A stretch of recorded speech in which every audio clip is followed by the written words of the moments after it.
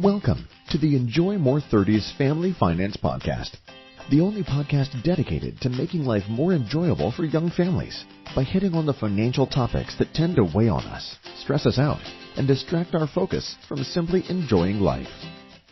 Hello and welcome to the third episode of our New Year's series, Set Your Compass for the New Year. Today we have one of really my favorite concepts that deals with how to better organize where you're saving to make goals easier to see and, even more importantly, easier to achieve. As always, if you like what you're hearing, please make sure to subscribe or follow us on Apple Podcasts or wherever you may listen. Clicking that star, leaving the review like I always share, really helps us reach literally the millions of other young families out there just like you. So far this season, we've covered setting your compass with your spouse, so joint goal setting. And then last week, we discussed the importance of actually paying yourself first, giving some of that money that you work really hard for every single day to yourself to reach those goals that would actually make you happy. So if you haven't checked out those episodes yet, definitely do that soon. Today's episode is titled Use Lots of Buckets! Where we are going to cover how separating out where you are saving for your goals can actually add a lot of clarity to the situation and help you better organize and achieve them. So if you walk away from this episode saying, I now know better how I should organize my house, vacation, wedding, college, or any other goals that you may have by account, then you would have achieved the goal for this episode. If you think to how you organize your clothes, you probably have some kind of a system. I'm guessing you just don't have all of your dress pants and shirts and sweatshirts all just, thrown into random drawers around your room. You probably group things like a normal human being together with other like things in spots that make sense to find them and know what you actually have. The same thing goes when it comes to us saving to best build this ship that we want to take us to our goals. If we have just one giant, I want to build a ship bucket, it's hard to see where all that money is actually going to go for the various elements that we're going to need. Some of it we may need right away. Some of it we may not need until the ship is built. Some of it is to refuel maybe when we actually get there. So by breaking this up into different buckets, we can better see what we have for each specific purpose that we need. To start us off, there are three general types of buckets: a short-term bucket, an intermediate-term bucket, and a long-term bucket. A short-term bucket is for things that you're going to need over the next 1 to 3 years, say, somewhere in that range. This type of bucket uses bank accounts because that time period is really too short for even a more conservative-leaning investment, in my opinion. The goal for this bucket is to keep what you have more than anything else, including growth or interest. So growth and interest are not the primary driver for money in this bucket. It's to keep what you already have.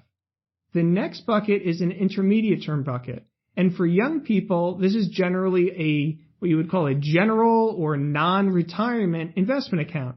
So it's a flexible account. It's something we've referred to before as a buffer account.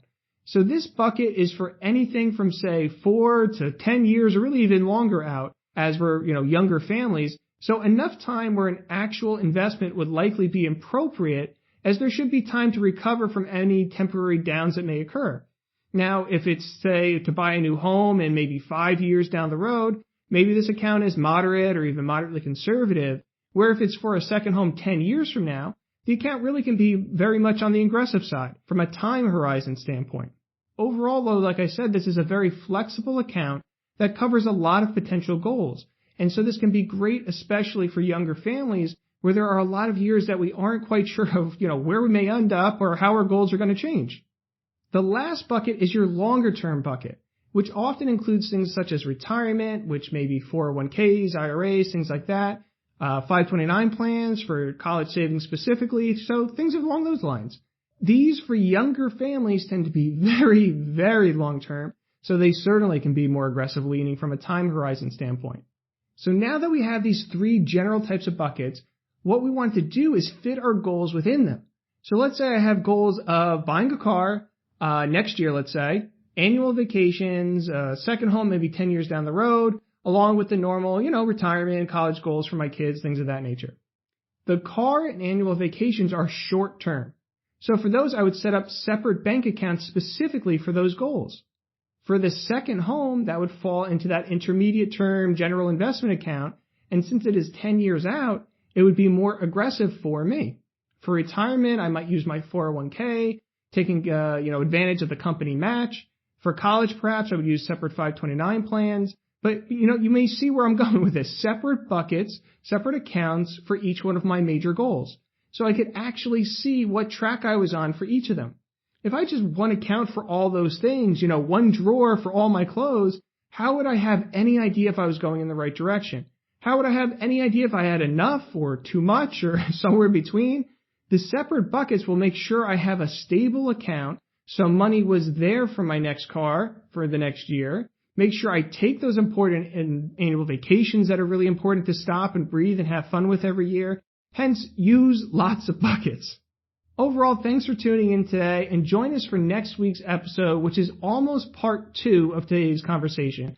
Thought about putting it together with today, but decided to separate it out. So next week's episode is called Money Blocking for Fun, where we're going to break down just how you can use some of these same separation techniques, not just for the larger goals by using separate accounts, but also for smaller everyday type occurrences to increase your happiness on a daily lifestyle basis as well.